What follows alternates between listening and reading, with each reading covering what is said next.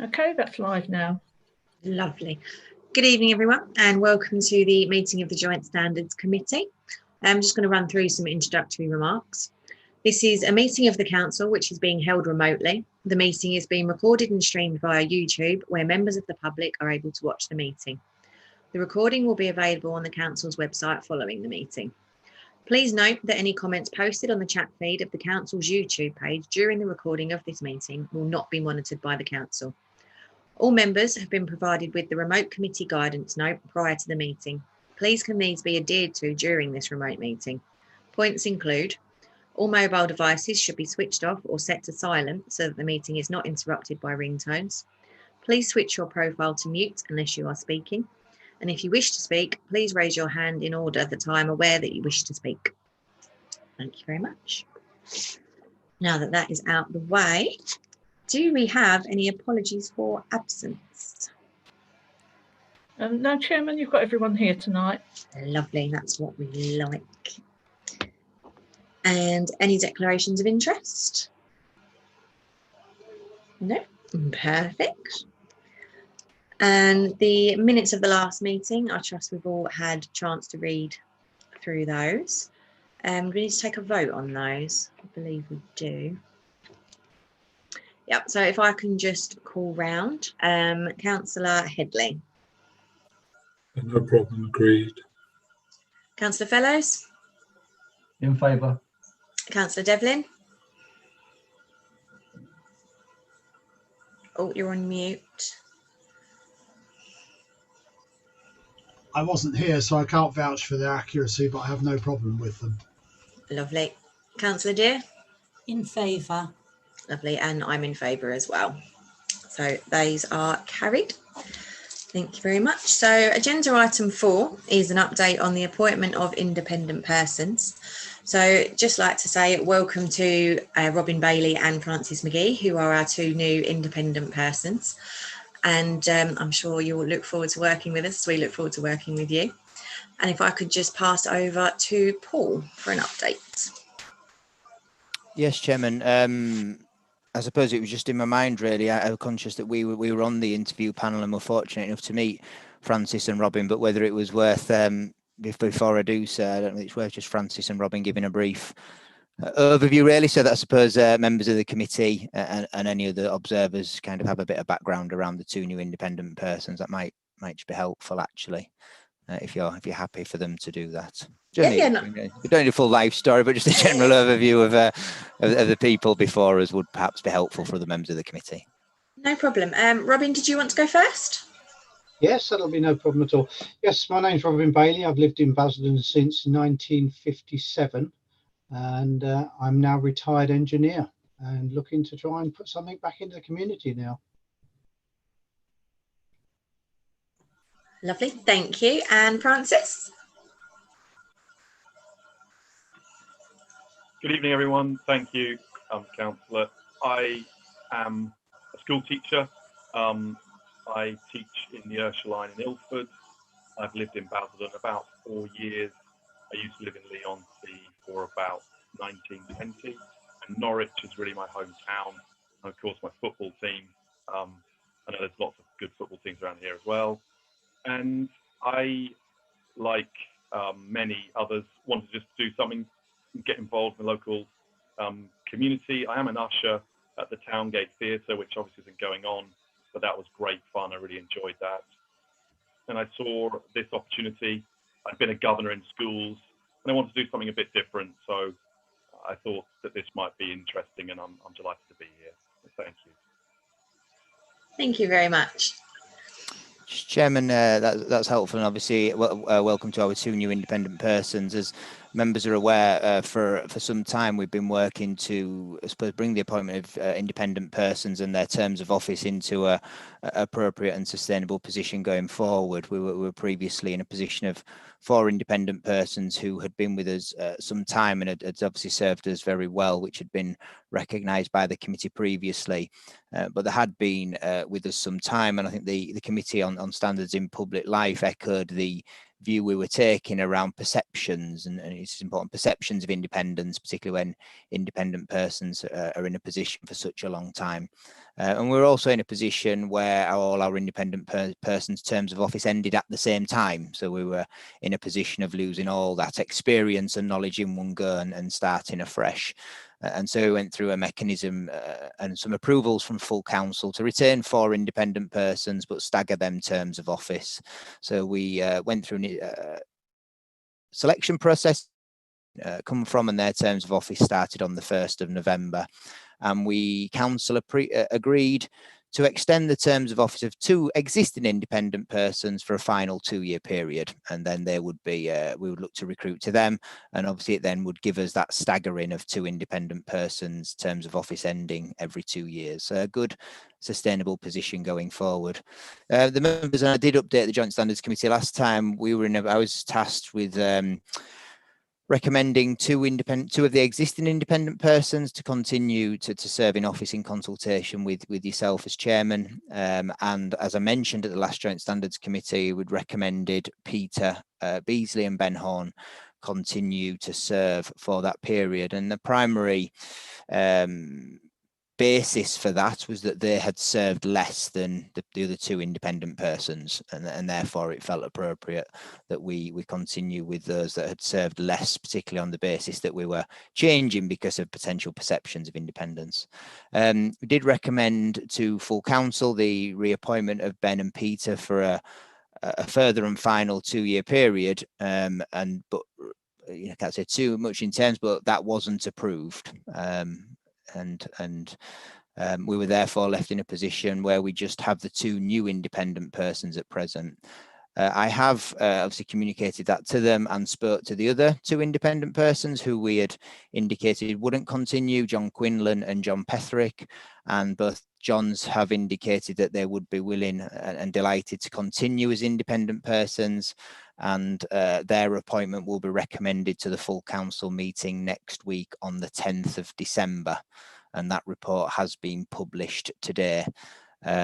So we're in that position unexpectedly to a degree, but we recommend their appointment next week and are hoping that that will be approved and the council will be back to 4 independent persons and give us that sustainable staggering of terms of office going forward, and allowing John Quinlan and John Petherick to support and mentor to a degree Francis and Robin in the role and work together as we go forward. Yeah, nothing really more to say on that, Chairman, but happy to take any questions. Thank you very much for that update. Does anyone have any questions on that? No, everyone's shaking their head. Okay, so that will obviously go to full council next week, as Paul has said. So by the next meeting, we'll have an update as to exactly where we're standing with that. Agenda item 5 is an update on national best practice and guidance. So Paul, over to you again. Yes, Chairman, thank you. A grand title really in terms of update on national best practice, but 2 matters really to draw to your attention.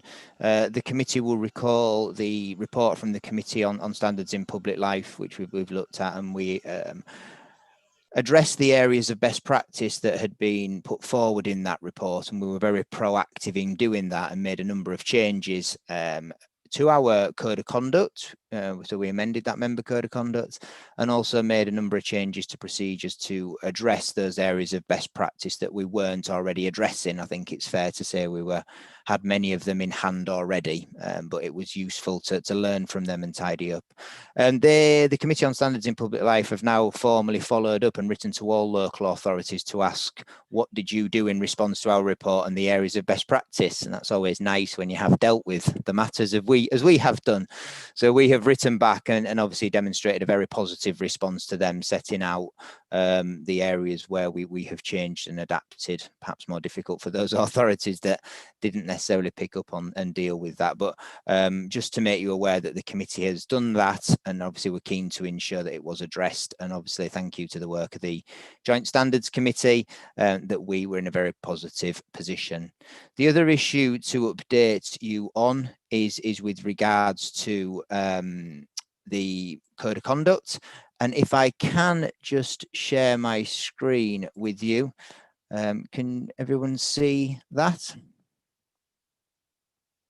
Yeah, so that's the just around the model member code of conduct, and again the Joint Standards Committee will remember that in the Committee on Standards in Public Life report, it recommended, so not best practice, but made a specific recommendation and made a number of recommendations to the Prime Minister, and for obvious reasons, many of those have not been taken forward. I think we would understand in the current circumstances.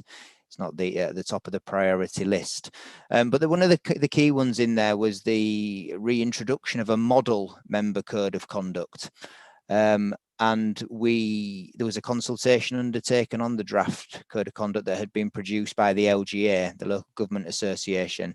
Members will recall we considered that draft, and I think it's fair to say that the committee was felt that ours stood up very well to that model. I think the Committee on Standards in Public Life report had identified that there was a number of authorities that had a very slim or weak code of conduct, and that was not helpful in terms of promoting good conduct and behaviour. Whereas I think it's fair to say, and certainly the Joint Standards Committee felt that ours was very good, very robust, and clearly had been improved in response to the areas of best practice. But we did respond to that consultation. And I think it's fair to say as well that the Joint Standards Committee recognised that the introduction of the model code, particularly if there was a requirement to adopt it, subject to revisions, would perhaps not be particularly helpful, because at that time you felt that it didn't really add anything to what we already had, and would obviously introduce the not complexity but the unnecessary burden of reintroducing a new code of conduct for all members and getting them to sign up and communicate and train upon that. But anyway, they have cracked on, and this really is an update. We received an update by email, and I've set that out here for you. Which, just to run through, the consultation ran until Monday the 17th of August. We did respond to that, and we did share that response with you at your last meeting in order that you had it before you, but you delegated authority to myself to do that in consultation and taking on board your comments. I thought it was interesting there, just in terms of the number of responses. I think as well, in terms of the high level consultation summary response, I think that's helpful just to bring to your attention as well. We certainly picked up, I think, on the issue of first person or third person. I think we were a bit unsure about the term of the use, civility, where we picked up on social media. So a number of issues there. I think that's helpful just for you to see what they are. But in terms of the thereafter, and so we did say we'd come back to you, there was, as it says, a stakeholder roundtable to discuss response and next steps. That was on the 30th of September, and the revised code was considered at an LGA councillors forum on the 22nd of October. And interestingly, on the next steps, the final code is being prepared for submission to the LGA board for approval tomorrow. Not 100% certain whether that is still happening, but it is intended, and the approved code will then be published along with some guidance in the future. So we await with interest, I think, Chairman, as to what may arise in the next day, perhaps, or a few weeks with regards to the code. I'm unable to provide a definitive position on what the requirement will be around that model code, whether there will be a requirement, an expectation, or simply leave it up to local authorities and local councils as to whether they choose to adopt. But certainly, Chairman, I think a key item for the agenda for the next meeting. But hopefully that brings us up to date, and I think it's fair to say you now know as much as I know, and that's helpful. Anything does come out, we'll obviously communicate in the meantime to keep you updated in between meetings, but as I say, will probably be a key issue for us to consider at the next meeting of this committee. So those were the two issues, Chairman, that I wanted to bring to the Joint Standards Committee's attention this evening. Again, happy to take any questions or comments or thoughts from members, and I will, if you're happy, I'll stop sharing the screen now. Lovely, thank you very much for that update, Paul. And just say it is thanks to the members of the committee and of course the officers that we do have such a robust code of conduct, that actually ours did stand up to what was sent over, and it's not as if we were trying to climb over hedges to get to a good standard. We've already got one in place. Are there any questions from anyone here? A lot of Councillor Headley. Are we not using the raised hand facility? I did. Oh, that's not showing up. Sorry, Councillor, I don't think the chairman can see it in this scenario. I know it's Okay. used at council, but it's the meetings run differently there. Okay, I won't use it in future then. Yeah, I have one is a comment. The current code of conduct that appears on our website, I'm sorry to be a pedant, but under 7 part 2.71, it refers to a description set out in 6.2 below. There isn't a 6.2 in the document, so can I ask Mr. Birkinshaw to review that as part of publishing the next code of conduct? I am particularly concerned that we haven't strengthened the disclosure of pecuniary interests. There are members across the country, elected members across the country, former leaders of councils, MPs and other elected officials that in their private lives are directors, assistant directors, consultants of companies particularly concerned with planning, public relations and communication.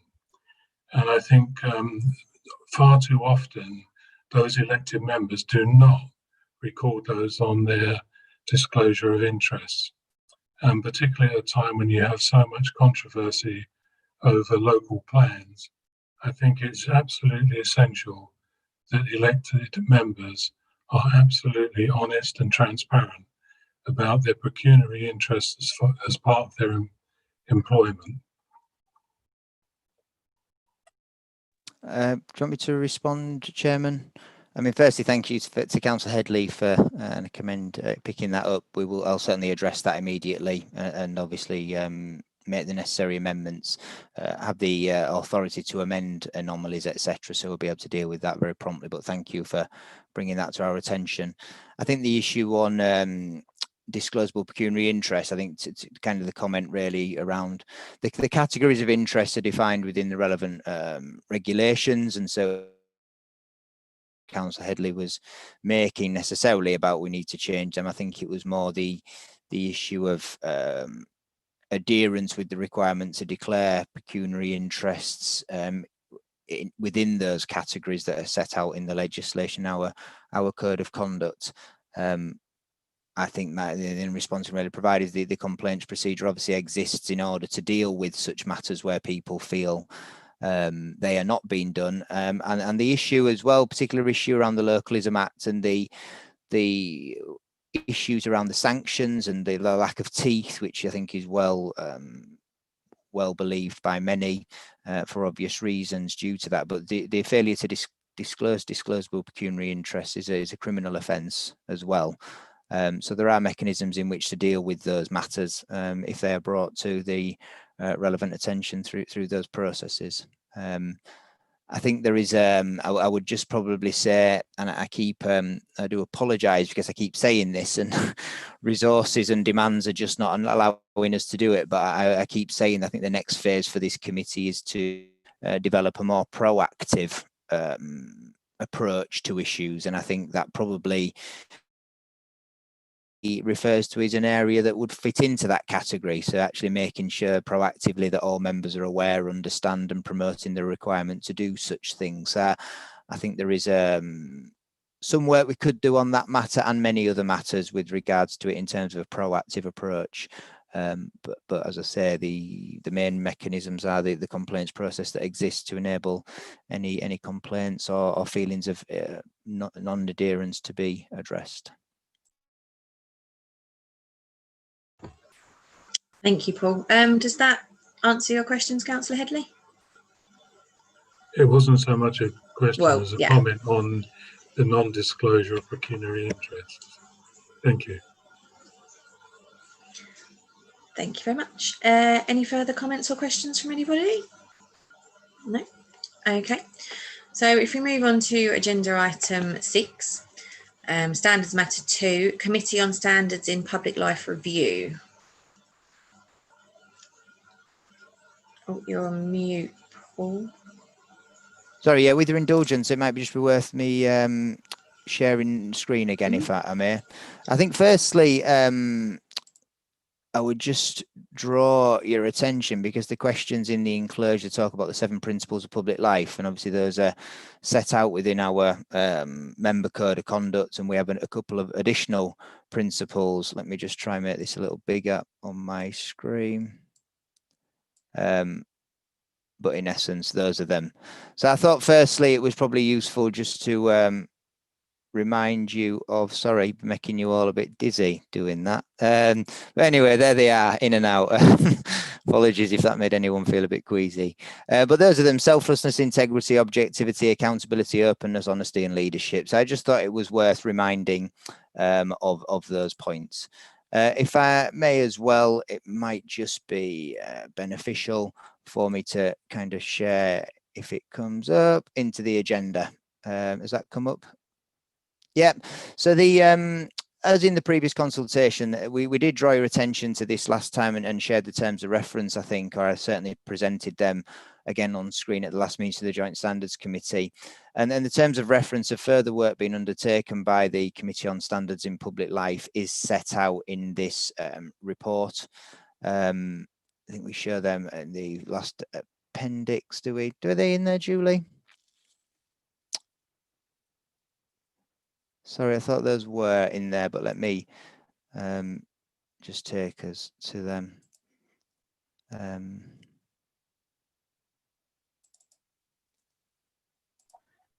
Oh, they're in the agenda item.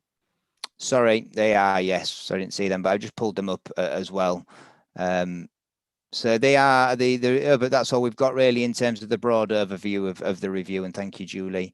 They are set out in the report. The questions that are then, sorry, I'm getting myself in a bit of a pickle here, but I will try, because there's a number of questions obviously that are put to us. It's very difficult, I think, to deal with such a matter. I'm going to stop because I'm not going to be able to do that. Deal with such a matter in detail, but I think we seek in the report your comments on the questions that are set out in this consultation and in the enclosure to the report, and I will try to pull them up when I've stopped the introduction. The proposal is that I invite you to comment, give me any thoughts, any things that you feel should be represented in there, and then I will go away in consultation with the chairman and draft a response to this. So it's presented to you this evening primarily for information, for your awareness, following on from the last meeting, and I would really welcome any comments or thoughts. I think, Chairman, whether you want to do it by question might be difficult, but even just a general discussion or any general thoughts on the matter would just help me and yourself, I think, to provide a response and ensure that we take into account any thoughts of members of the Joint Standards Committee and our independent persons. I will, whilst I'm doing that, just try to pull up the questions that might assist, but people do also perhaps not necessary. Lovely, thank you very much, Paul. Who would like to go first with any comments? Councillor Devlin? Thank you, Chairman. Yes, the first thing that obviously comes to mind is that possibly the most significant threat, as I see it, and probably many other people would see it, to the standard, the ethical standards, is probably social media. It's the one that always brings up in our history with this committee, is the one that always raises its head. And the Nolan principles don't seem to ever really specifically hit that one head on.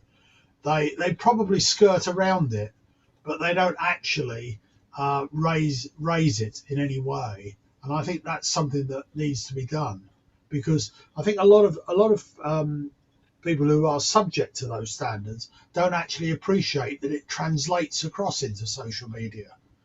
And that's where the thing actually falls a bit light. And I guess that rolls into the second question, would we amend any of the principles? And I guess one would amend the descriptors to make it perhaps slightly less vague and make it relate to people more. Because those descriptors, the one thing that I get as a feedback, particularly from counsellors, is, well, that's all very well, but I don't actually understand what it means. It doesn't really mean anything to me as an individual. So some of those descriptors are a little bit sort of, how can I put it? They're politics speak. They're the sort of thing that an academic might come up with, but not somebody in the street. So they perhaps need to be made a little bit easier for people to understand. And those are the main problems I've got with those. I guess when you come on to the best practice in standards regulation, obviously we all come back to the old chestnut of more sanctions or better sanctions. And that's really sums up my thoughts on it. Thank you. Thank you very much, Councillor Devlin. Some good comments in there. Councillor Dear. Thank you, Madam Chairman. I was agreeing with some of Jim's comments, particularly about social media. I think one of the things with social media is it is an appeal to populism, where people may be seeking support for their views via social media and then using that as though only those who can speak loudest represent everyone else. And I think that is a particular problem with social media. As regards to would you amend or replace any of the principles, I was wondering if we could put forward the 2 extra principles that we have in our code, which is to respect for others and duty to uphold the law. Also, I think that when councillors sign the declaration that they're going to be good councillors, would it be possible that the Nolan principles were part of the declaration? Thank you. Thank you very much, Councillor Dear. Actually, Paul, I think that adding the Nolan principles to the declaration that councillor signs a really good idea. Yeah, I think the main part of that and what comes to mind, I think, if I may, is the extent to which these appear before people. I think Councillor Devlin makes a good point around relevance and understanding, but there's also an issue that how often are you reminded or presented with these? And I think, again, that comes back into that, not just proactive work, but proactive communications we could do, isn't it, as a Joint Standards Committee, around reminding, because you get your code of conduct and you see it, and unless you're required to go in, are these really enshrined in people's minds and guiding them in their daily conduct and the ethical standards they adhere to? So I think it's a really good point, but I think it's a really good point as well made by Councillor Deere around certainly including those other 2 that we do include in our codes. I think that's really good. And yeah, I think it's in conclusion, Chairman, a good suggestion to try do that in the declaration, but also ensure that we communicate them more regularly and in other ways, really, to those people that are required to abide by them, perhaps the public who and try to build that understanding as well as in the clarity. So really helpful comments so far. Thank you. Thank you. Councillor Fellows. Just to confirm that I also agree that the points raised by Councillor Deere, they're 2 excellent points, and I would be happy with them to go forward. Thank you. Councillor Headley, anything to add? Yeah, I think I'd like to differentiate between social media and the principles, because my own view on social media is it's a cancer in society, to be honest. It's completely unregulated.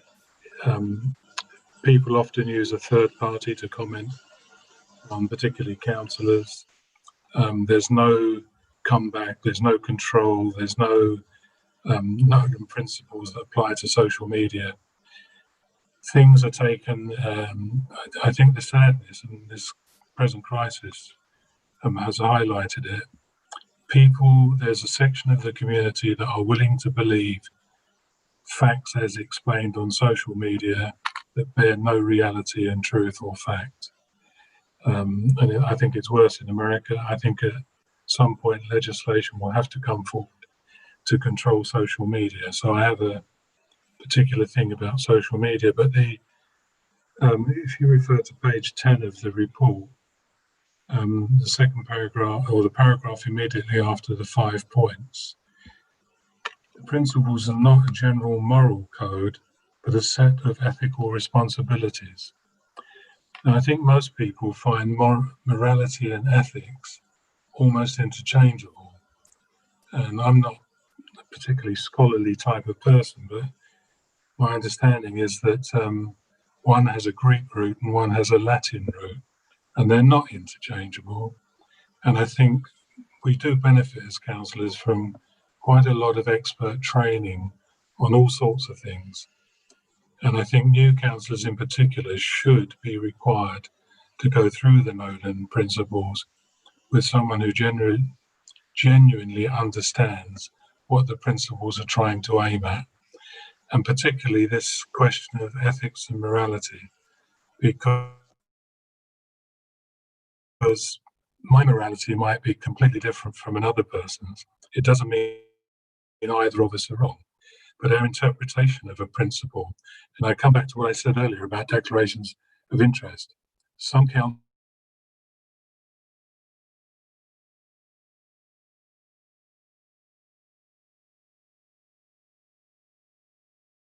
I think you've frozen, Councillor Headley. Sorry? But you froze on my screen for a little bit. Could you go back about 30 seconds? At my age, remembering what you said a second ago is difficult. The problem we have is that it's left to the individual, and all of us as individuals may have a different morality. And, you know, we're asked to be honest. I don't think any of us believe we're anything other than transparent, honest, and working in the best interests of residents. But I think that once you become elected, you have to understand that you are there to represent to the best of your ability anybody in your ward or division, irrespective of their politics, their morality, their religion, their ethnicity. And you have to do that to the best of your ability. And you should not show any prejudice one way or the other. But there is a minefield with social media and with councillors, particularly when they first become councillors, understanding the obligations of the Code of Conduct. And I'm afraid over the 20 years I've been an elected member, I've seen time and time again where quite serious breaches of the Code of Conduct have not been dealt with in a manner which the public would understand. I'll leave it there for the moment. But I would encourage the council to, particularly if the Code of Conduct is going to be strengthened, to require all councillors to undergo proper briefing and training on the code, because quite honestly, I don't trust it. I don't think it's implemented. And, you know, I'm sorry for the new independent members, but you have an uphill struggle in applying the standards as they are at the moment.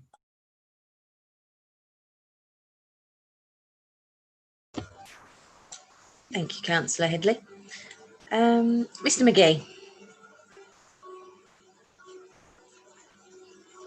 Thank you, Councillor. Just to add a couple of comments in from the recent discussion, I think to sort of take a word and add in what I would say, I think education for all people in professional life, including obviously in teaching, is absolutely essential. And I think Mr. Bergenshaw used the word remind, so I would strengthen it and say in a way sort of educate. That doesn't mean with adults telling them precisely what it is or not, but I just think giving a forum and a space and an opportunity to engage in that conversation about what do these standards mean, what do they mean for me, and have that as sort of continuing process biannually or whatever it might be. But I would certainly think that's useful for all of us. And I'm quite sure that part of what we're involved in is an ongoing process of interpretation and application and implementation. So from my sort of perspective, I would certainly support that time. I think that'd be valuable. That would be valuable for members. Thank you. Lovely, thank you very much. Does anyone else have any further comments? Oh, Mr. Bailey?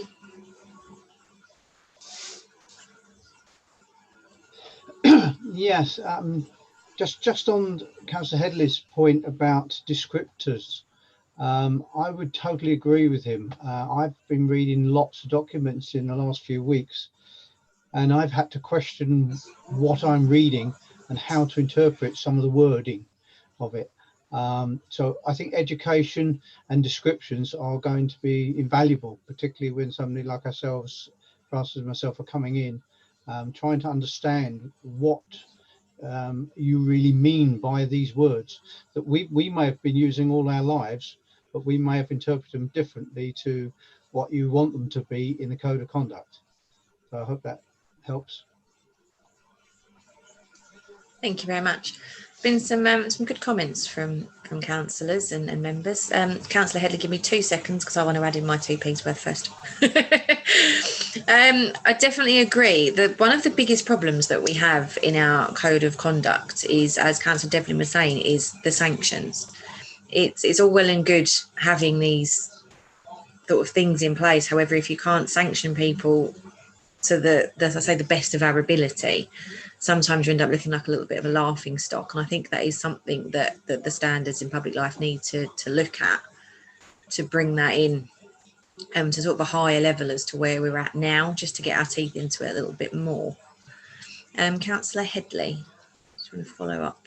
Thank you, Chairman. It occurred to me the word education, which I would thoroughly endorse. We had a really excellent briefing arranged a week or so ago on unconscious bias, and the speaker was quite inspirational. I mean, my expectation of the evening was, I'll own up, it was fairly low, but the speaker completely changed that. The whole session was completely disrupted by the expletives used by one councillor who just didn't get it. And the whole evening, I felt sorry for the speaker.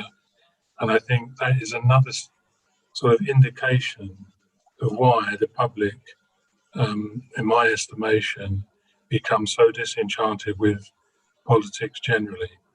Because the behaviour at meetings, particularly meetings in the current environment where they are over virtual media, where they're being, this meeting is being broadcast, as I understand, on YouTube. And I find it appalling that some of the behaviour at those meetings degenerates into farce, and I worry for the democratic system that we've enjoyed in this country for the best part of 100 years. And I think it's incumbent on members to look at their behaviours and the way they conduct themselves, particularly in broadcast meetings. I'll leave it at that point. Thank you. Paul, did you want to come in on that? Yeah, 2 points. I think firstly to echo your comments really about what has been a really helpful debate, but not in terms of the consultation, which it will help, but a really interesting one, and perhaps, as I said, one that would be good for this committee to have more. I think in the issue around the member code of conduct, and if we think about the principles, the kind of at the back, which is I think they're at the back of the code, which and in that respect and what's been said, there seems to be a disconnection, or there's certainly seen differently, I believe, in terms of the issues in the member code of conduct and what people therefore feel that they need to abide by. So it talks, doesn't it, about bully, harass, seek favour, treat people disrespectfully, that kind of more specific elements where there can be has there been a breach or not, whereas I think the principles of public life are probably slightly different from that and should underpin and be much broader. And it's those types of issues around not necessarily well, was that a breach of the code of conduct or not? Because when we look at that, and when we think about the public interest in the absence of sanctions, we can get tied up in all that.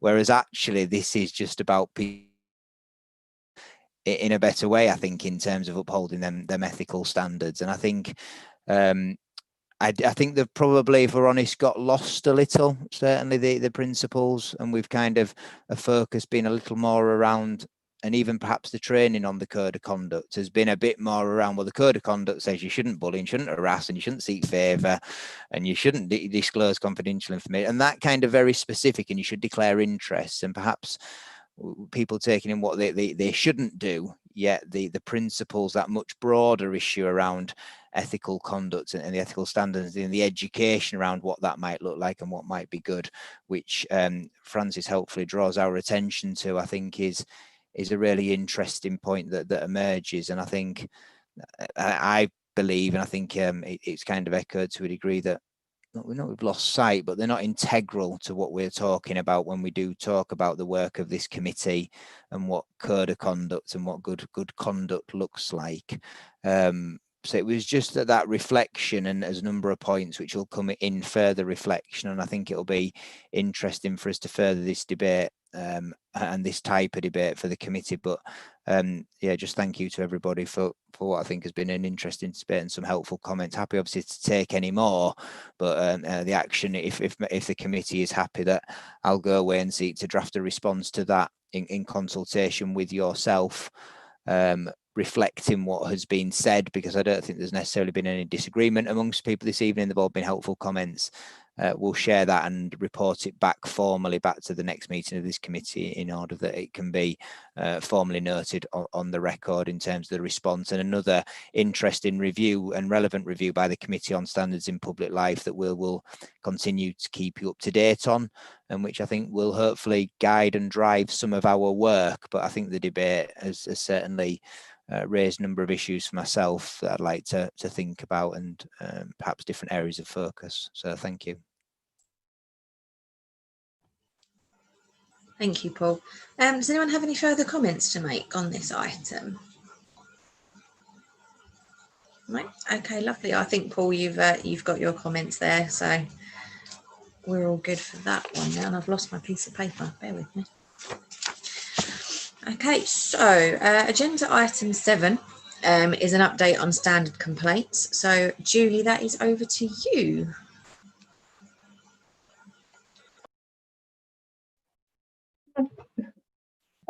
Yeah, it's just the usual update on standards complaint that I'm trying to find.